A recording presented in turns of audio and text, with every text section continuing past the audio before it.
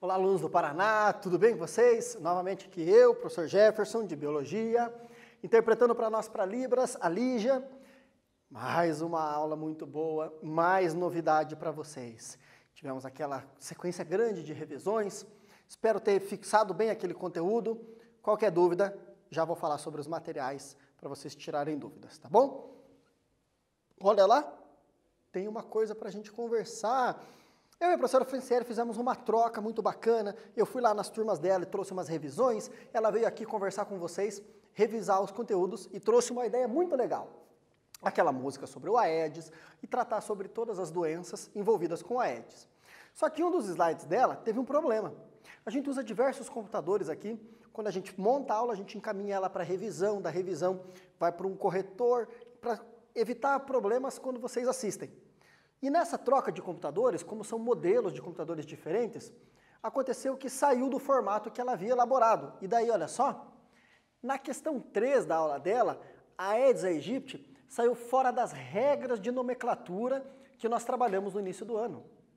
Ah, a professora sabe disso? Sabe, mas na hora da aula acabou passando despercebido. Então a gente muitas vezes tem esse probleminha aqui, a gente acaba tentando fazer o máximo para não gerar problemas, mas nessa aula acabou passando, desculpem-nos pelo erro, sempre vamos ficar atentos. Obrigado a quem nos mostrou que, olha, ocorreu uma falha, muito obrigado. E em nome da professora Fran, eu estou aqui fazendo essa correção de que lá estava escrito de forma incorreta, pois não estava destacado do texto. Não estava em itálico, não estava sublinhado, então aqui foi colocado em itálico para vocês, certo? Por favor, novamente, desculpa por aquele erro que aconteceu. Vamos nos esforçar para que não aconteça. No mais, iniciando o nosso tema de segundo trimestre, botânica. O estudo das belas e maravilhosas plantas. Muito boas, muito saborosas, vários serviços ecológicos vindo delas. Uau, né? Como seria viver sem elas? O quanto nós cuidamos delas? O quanto nós estamos atentos para que elas consigam prestar esses serviços ecológicos para nós? O quanto nós fazemos a nossa parte para que elas possam estar de pé fazendo a delas. Ou a gente simplesmente fala, nossa, cortaram as árvores. Ou a gente pensa, será que o meu modo de vida não faz com que mais árvores precisem ser cortadas do que o necessário? Nossa, não chove, mas o quanto eu estou promovendo situações onde as plantas podem ajudar no ciclo da água. Ou eu novamente estou esperando que alguém faça. Uma reflexão interessante para nós termos, né? Eu reflito muito a respeito disso. E mexo em várias práticas minhas constantemente, a cada vez que eu percebo uma mudança que precisa ser feita. Pense nisso você, na sua rotina também. Traga isso para as pessoas com quem você convive, essa ideia. Vamos entender melhor esse reino, para poder entender melhor como nós podemos executar o nosso papel, para que esse reino todo trabalhe perfeitamente. Vamos lá? Olha aqui, ó. Resta 0,8% de floresta com araucárias e 0,1% de campos naturais no Paraná. De todo o estado do Paraná, o que era mata das araucárias, 99,2% foi devastado. O que era campos, 99,9% foi devastado. Seja para a construção de cidades, seja para atividade agrícola. Olha só, gente, estamos chegando no nível que precisamos aprimorar essas técnicas, porque não teremos mais essas florestas nem esses campos. Hoje resta, no estado do Paraná, onde ela predomina no Brasil, menos de 0,8% de áreas em bom estado de conservação. Menos porque o último levantamento conduzido pela FUNPEF, Fundação de Pesquisas Florestais do Paraná, em parceria com o Ministério do Meio Ambiente, data de 2001, provavelmente vocês não eram nascidos quando esse estudo foi feito e mediu esses dados. Dali para cá, as técnicas agrícolas melhoraram? Sim. Elas foram levadas para o campo e foram aplicadas? Precisa analisar isso com atenção.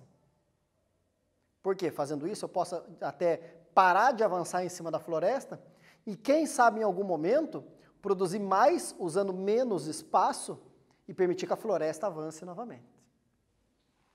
Associados a elas, ocorriam espécies não menos importantes, como canela, peroba, angico, imbuia e centenas de outros exemplares de árvores. Infelizmente, desde a década de 1950, essa tipologia de floresta desapareceu quase por completo. Os espaços onde ela se manifestava com mais intensidade foram os preferidos para o uso agrícola. Pessoal de General Carneiro, sabia que a floresta com araucárias aí, essas espécies listadas aqui, foram todas usadas para serrarias de madeiras para construir Brasília? Foram levadas de trem e depois de navio e avião? A exploração foi bem grande para o uso da madeira, né? A araucária no início, gente, era usada para fazer palito de fósforo. E hoje é uma árvore que a gente tem em pouquíssima quantidade, provavelmente sem capacidade nenhuma de naturalmente se recompor, precisa da intervenção humana para se recompor, e ainda mais todo o cuidado que tem que ter para esse número aqui não chegar a zero. Então todos esses detalhes a gente vai poder entender melhor quando a gente entender todo o ciclo de vida. E uma floresta com araucárias não precisa só de araucárias, precisa de todo um sistema de plantas para estar bem e estar saudável. Vamos entender os serviços ecológicos desses seres antes que eles sumam. Vamos lá, objetivos da aula de hoje: ser feliz. Quando a gente assume a nossa postura e faz a nossa parte a respeito dessas questões, também é um caminho para sermos felizes. Já pensaram nisso? Conhecer as características que agrupam as plantas em um mesmo reino.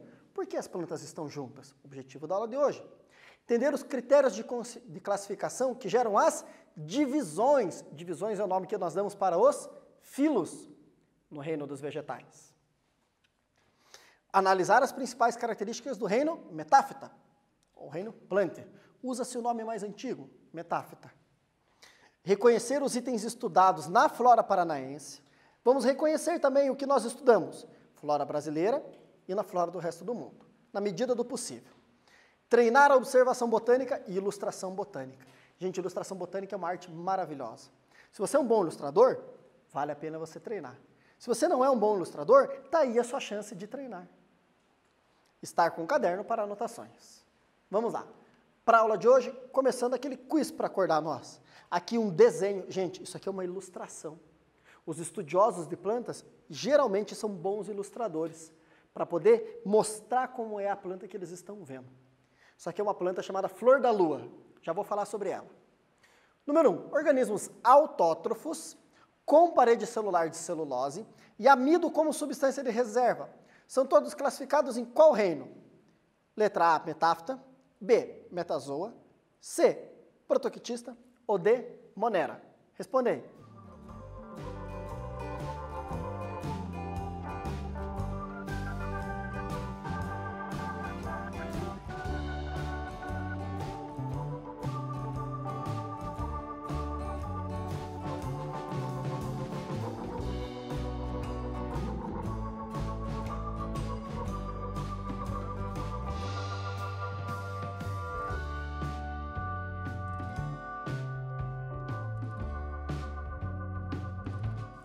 Pessoal, olá? É claro, só podia ser esse, né? O tema da aula de hoje, metáfita. Gente, pega essa frase, olha que interessante. Enquanto eu me postava ali, com a orla escura da floresta ao meu redor, sentia-me enfeitiçada. Então a primeira pétala começou a se mexer, depois outra, e mais outra, e a flor explodiu para a vida. Margaret Mee. Margaret Mee foi a primeira pessoa a ver a flor da lua florida. Havia essa história de que ela floresce, mas ninguém nunca viu as flores abertas.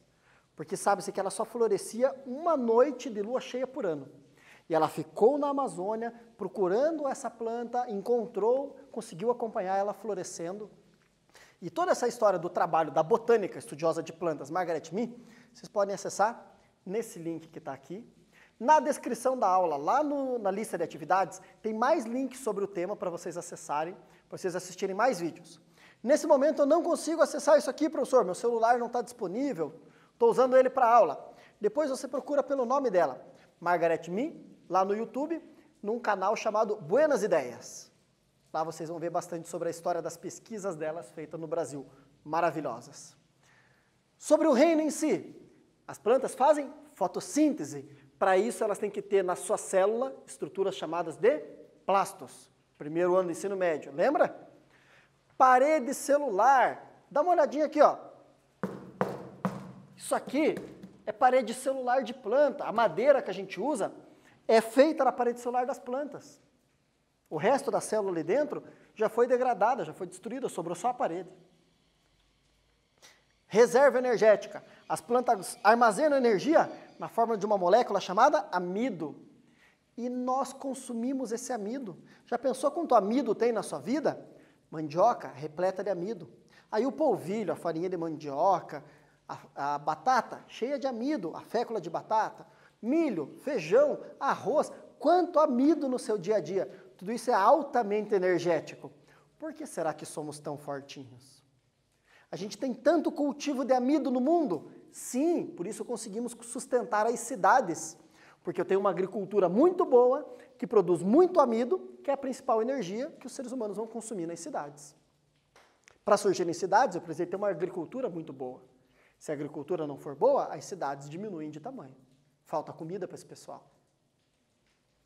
Vamos em frente. Um exercício para vocês fixarem a ideia, lá da PUC do Rio de Janeiro. Indique o grupo de vegetais que apresenta sementes.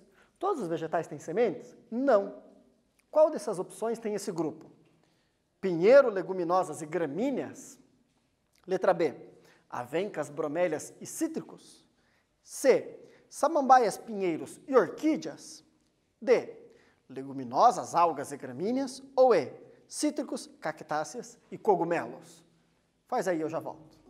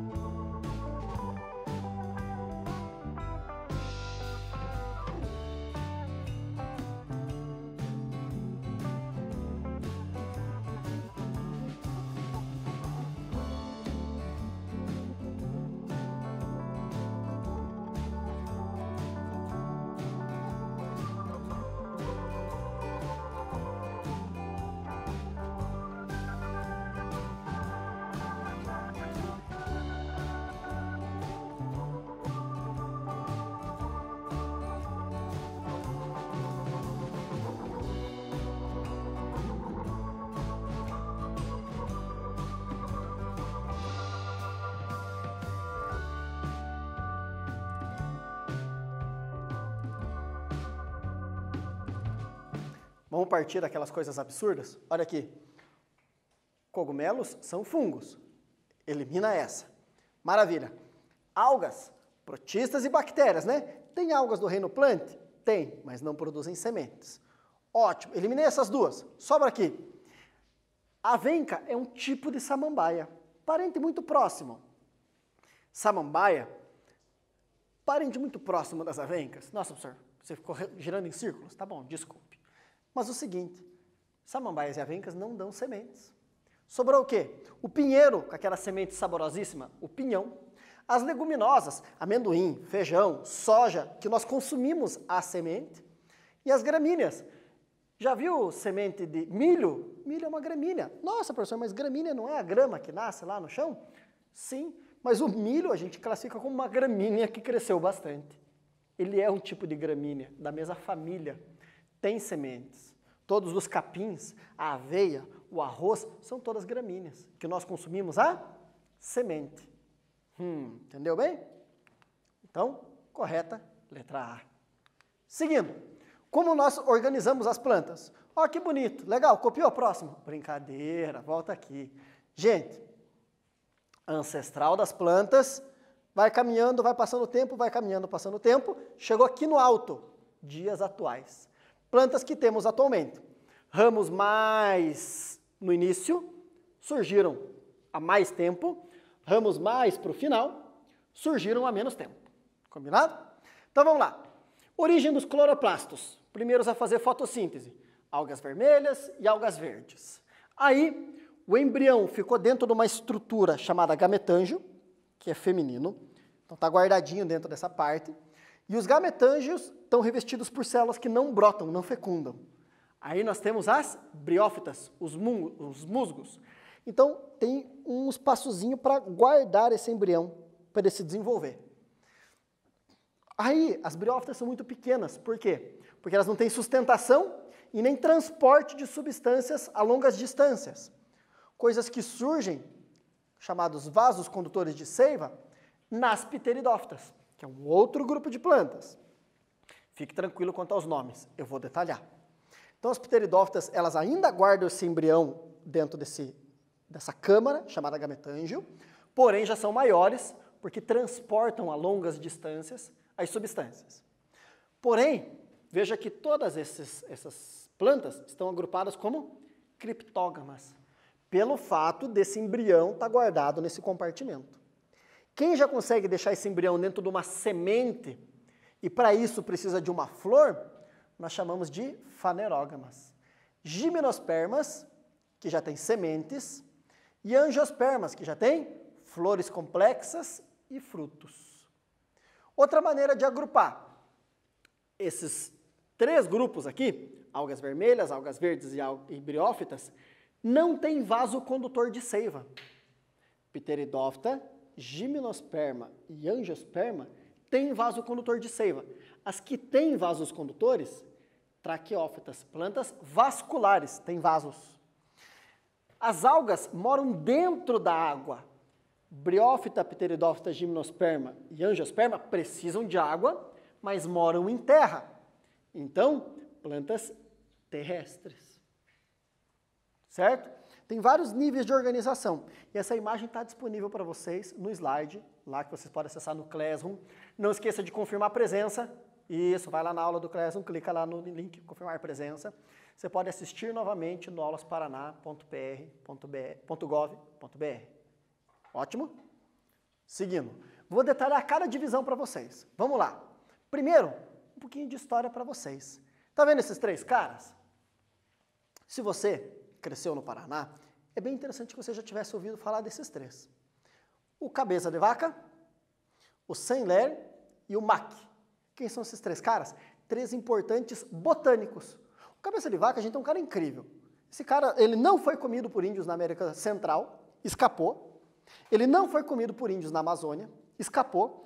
Ele veio para a nossa região, ele cruzou de Paranaguá a Foz do Iguaçu. Ele é o primeiro homem não indígena a conhecer as cataratas do Iguaçu. Por quê? Porque ele não foi comido pelos índios, que eram chamados piratas do Rio Paraná. Ele fez amizade com os caras gostaram tanto dele, que levaram ele a conhecer um lugar sagrado, que são os saltos do Rio Iguaçu. Já pensou nisso? Numa época em que qualquer um que chegava ali, que não era indígena, virava janta. Como ele conseguiu isso? Vale a pena ler as histórias do Cabeça de Vaca e também do Hans Staden, que segue ele, mas não era botânico, então não serve para a aula de hoje. O que aconteceu com Cabeça de Vaca? Ele descreveu toda a mata com araucárias. Ele foi contando, fazendo os relatos, isso há quanto tempo atrás? 1532, que ele começa essa jornada pelo Paraná. E ele volta para a Europa com descrições lindíssimas do que é essa Mata das Araucárias. Acredita-se, inclusive, que ele seja o primeiro europeu a ter subido a Serra do Mar. Não se tem certeza dessa informação, acredita-se. Beleza. O Saint-Hilaire, ele veio com a missão de descrever a natureza no Brasil. Ele passou por regiões em Minas Gerais, no litoral do Rio de Janeiro, São Paulo, mas o maior trabalho dele foi no litoral paranaense, inclusive uma região da Serra do Mar protegida, próxima à cidade de Matinhos, entre Morretes, Matinhos e Paranaguá, tem um conjunto ali chamado Serra da Prata, onde está o Parque de Saint-Hilaire, chama-se Saint-Hilaire, porque ele trabalhou muito ali, as descrições dele são incríveis, e é uma área muito bem preservada, vale a pena conhecer essas montanhas. E por último, o Rei Armac, tem um bosque em Curitiba, que é uma região onde ele morava, que é aberta à visitação, um excelente botânico, boa parte do que tem guardado de pesquisa em botânica no Jardim Botânico de Curitiba é feito pelo Reinhard Mark. E o que é a principal coisa que eles faziam? Além de analisar, desenhar e descrever o que eles observavam. Isso aqui, exicatas. O que é isso? A retirada de um trecho, de um pedaço da planta, para você fazer toda uma preparação em laboratório para conservar. Isso aqui dura centenas de anos. Isso aqui é feito uma técnica para desidratar, tem toda uma técnica para posicionar, veja que as folhas são mostradas a parte de trás, algumas dobras, né, ramos com flores. E todas as plantas que são catalogadas no mundo têm ao menos uma exicata. Nós já tivemos casos aqui no Paraná de perda de várias exicatas do MAC por causa de incêndios, ou porque algumas foram encaminhadas para incineração, porque a pessoa que estava administrando isso desconhecia a importância. Então, a gente perdeu o trabalho que ele fez lá muitos anos atrás, até trabalhos do Saint-Hilaire, porém, essas exicatas foram refeitas, mas não é a mesma coisa do que o que foi feita pelo pioneiro da área. Uma pena pelo que aconteceu, mas ainda bem, conseguimos recuperar e refazer esse processo, esse trabalho. Quer estudar plantas? Precisa disso. Maravilha? Seguimos em frente. Agora detalhando cada grupo, cada divisão de plantas. Primeiro as algas vermelhas, rodófitas, muito usadas para a nori, que é usada para fazer sushi. O pessoal cultiva no Japão, já falei para vocês a respeito disso. E tem uma alga protoctista que pode ser usada aqui, e tem essa alga vermelha, que é considerada planta, porque segue todos os critérios. Parede de celulose, reserva de amido e cloroplasto. Bacana? Aí, algas verdes. O que muda da vermelha para as verdes?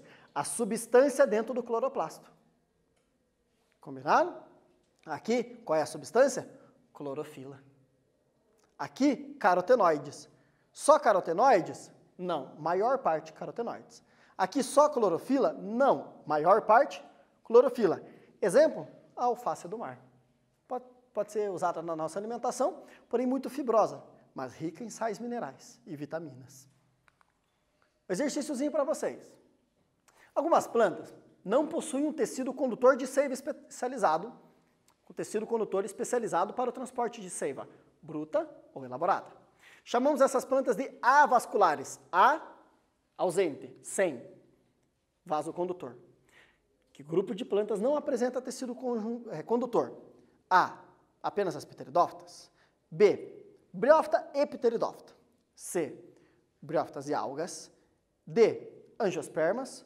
Ou E, gimnospermas. Anota, responde, eu já venho.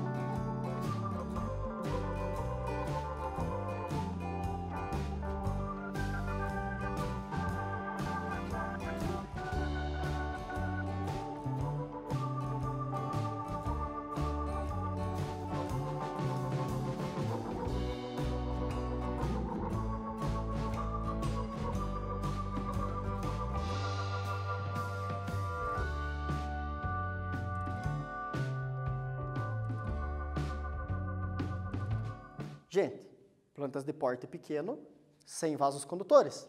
Quais? Briófitas e algas. Vamos em frente. Aqui para vocês uma foto muito ampliada de um musgo, mostrando o quê? A parte vegetativa, a parte que ele mantém sempre viva, e a parte que ele tem só para reproduzir, reprodutiva. Uma coisa importante, mas que na próxima aula nós vamos detalhar. Parte vegetativa dos musgos, das briófitas, chama-se gametófito. E a parte reprodutiva, esporófito. Nas demais plantas isso inverte, mas nós vamos ver mais para frente. Pteridófitas já tem vaso condutor de seiva, por exemplo, o xaxim, nosso grande xaxim, ele só pode ter essa altura maior, porque tem um sistema de transporte de seiva e que também sustenta a planta, deixa ela em pé. Por que pteridófitas? Porque as folhas ficam lá no alto, lembrando asas, pteros, asas, fitos, planta. Planta com asa, entenderam a relação, né? Então esse tamanho só é possível por causa disso. Outro exercício. A semente foi, sem dúvida, uma grande novidade evolutiva. Ela garantiu maior proteção ao embrião, além de facilitar a dispersão das espécies. Facilitou espalhar pelo mundo. Qual grupo de plantas apresenta sementes? Letra A, briófita e angiosperma. Letra B, briófita e pteridófita. C, pteridófitas e gimnospermas. D, gimnospermas e angiospermas. Ou E, pteridófitas e angiospermas. Já vai indo.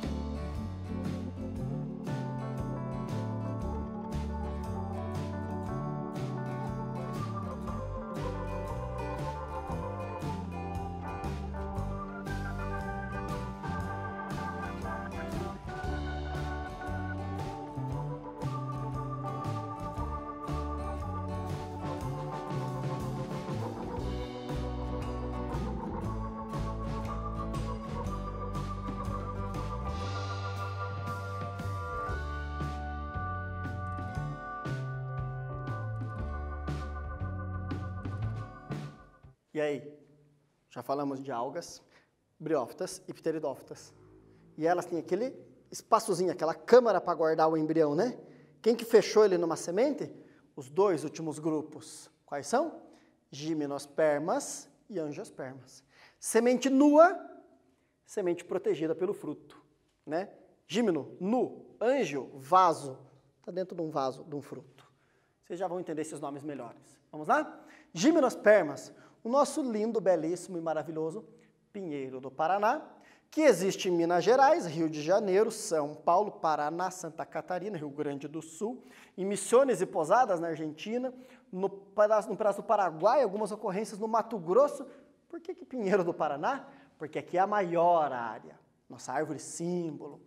Tem uma árvore que foi importada para cá, para cultivo de madeira, produzir papel, o pinus. Porém, está aqui uma solução natural muito boa. Muito estudo em cima dessa árvore já trouxe condição da gente substituir, inclusive, florestas de pinos por florestas de araucária, para plantio, manejo, corte e uso. Basta o quê? As pessoas que trabalham com isso quererem se adequar. Tem aí uma alternativa natural que vai dar todas as possibilidades que a gente precisa.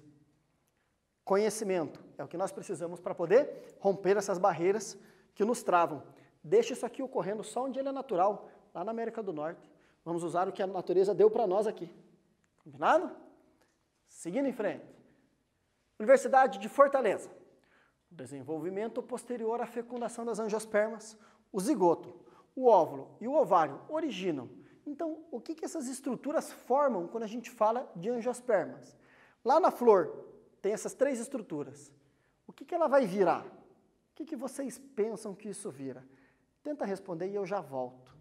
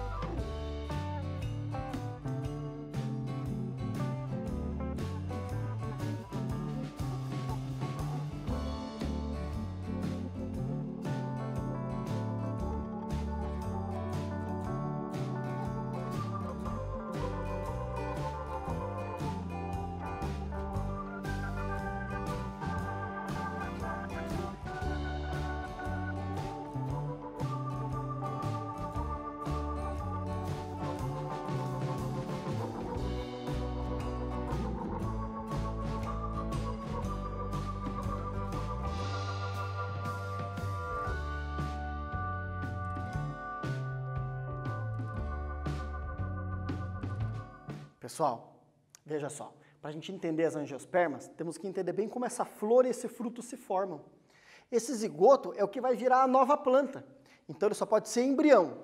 Opa, estamos nessas duas aqui, B ou C.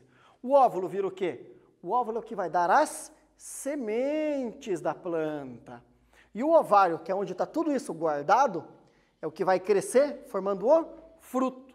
Então o fruto é o ovário que cresceu, a semente veio do óvulo que estava lá dentro, e dentro da semente tem o embrião.